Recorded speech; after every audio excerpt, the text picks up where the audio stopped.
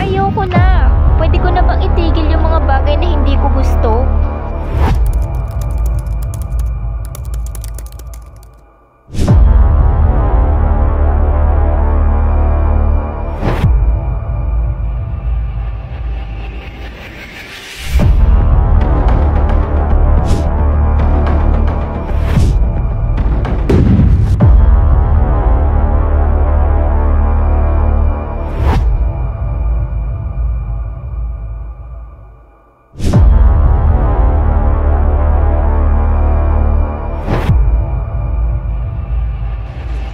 Di ka naman siguro mamamatay kung di ka kakain ng isang araw, hindi ba?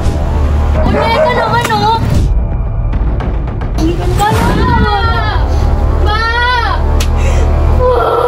Bakit parang masaya ka ata, eh? Ano nangyari kung maganda sa'yo na hindi namin alam?